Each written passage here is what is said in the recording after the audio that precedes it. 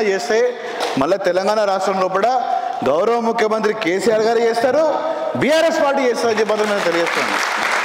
ఒక్క మాట చెప్తాను, వాళ్ళు ఎండాకాలం వచ్చింది, కరెంట్ ఎన్ని గంటలు వస్తుంది ఒకసారి ఆలోచించుకోవాలి.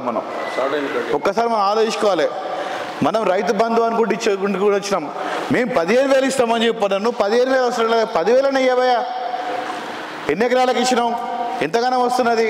వాడేవాడో అంటాడు చెప్పు తీసుకొడతా అని చెప్పి, మేము కూడా అనొచ్చు కదా మాట. మంత్రి స్థాయిలో ఉన్నాడు అంటాడా, సరే వెళ్ళాడు మళ్ళీ ఏమో అంటే అనుకోవచ్చు, వాడికి ఏం పని లేదు, ఆ క్యూ న్యూస్ పెట్టుకుని వాడు మాట్లాడుతాడు అనుకోవచ్చు, వాడు ఎట్లా ఉంటాడో మనకు ఎరికే. కానీ ఈ మంత్రి అంటాడా అంటే దాని అర్థమైంది తెలంగాణ ప్రజలు అంత అల్గా కనబడతానరా, రైతులు అంత అల్గా కనబడతానరా, నాకు అర్థమవుతలేదు. రైతులంతా అల్గా కనబడతానో తెలంగాణ ప్రజలు అంతా కనబడుతున్నాం. మేము చెప్తాం, ఎవరు చెప్పు తీసుకుంటానో ప్రజలకు బాగా తెలుసు. ఖచ్చితంగా రేపు జరగబోయే ఎంపీ ఎలక్షన్లో కూడా, సర్పంచ్ ఎలక్షన్లో కూడా, ఎంపీటీసీ ఎలక్షన్లో కూడా, జెడ్పీటీసీ ఎలక్షన్లో కూడా సింగిల్ విడో దాంట్లో ఎవరికి చెప్పు దెబ్బ కొట్టానో ఖచ్చితంగా ప్రజలు కొడతారు అని తెలియజేస్తున్నాం.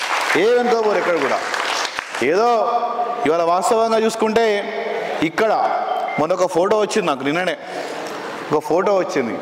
ఏమొచ్చిందంటే బీజేపీ అభ్యర్థులకు నిలబడ్డ బొమ్మ శ్రీరామ్ చక్రవర్తి, ఇక్కడున్న బీజేపీ క్యాండిడేటు, ఇక్కడున్న కాంగ్రెస్ అండర్స్టాండింగ్లో పోయి ఇక్కడ బీజేపీని పనిచేయించలే కాబట్టి ఇవాళ ఆయన గెలిచలేదు, లేకపోతే గెలిచే ప్రసక్తే లేదు.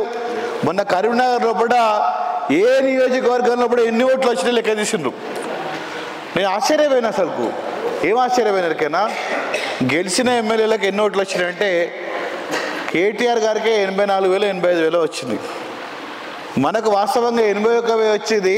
అలా కూడా దయచేసి ఎవరైనా కానీ కొంచెం అటు ఇటు ఉన్న అయితే అటను ఉండండి, లేకపోతే ఇటను ఉండండి, కానీ అటు ఇటు ఉంటే మాత్రం మీకే నష్టమవుతుందని కూడా మీ అందరికీ తెలియజేస్తున్నా. అటు పనులు కూడా చేయొద్దని చెప్పి కూడా మీ అందరిని కోరుతున్నా. రేపటి నుంచి నేను మండలాల వారిగా మీటింగ్ పెడుతున్నా. మరి మొదలు మన పెద్దలు సీనియర్ నాయకులు కరస్టీర్ గారు ఉన్నారు కాబట్టి రేపు కోయడ మండలం నుంచి ప్రారంభిస్తాను. నేను కోయడ మండలం ఫస్ట్ మీటింగ్ పెడతా, ఆ తర్వాత చిగురుమామిడి, ఆ తర్వాత సైదాపూర్, ఆ తర్వాత ఎలకదుర్తి, బీందరపల్లి, మా 3 చింతల కాడ అక్కనపేట, అంతేనా. తర్వాత హుస్నాబాద్ టౌన్. 7 రోజుల తర్వాతనే, అంటే 8 రోజులు పడుతుంది మొత్తం నాకు. 8 రోజుల తర్వాతనే మన మీటింగ్ జరుగుతుంది.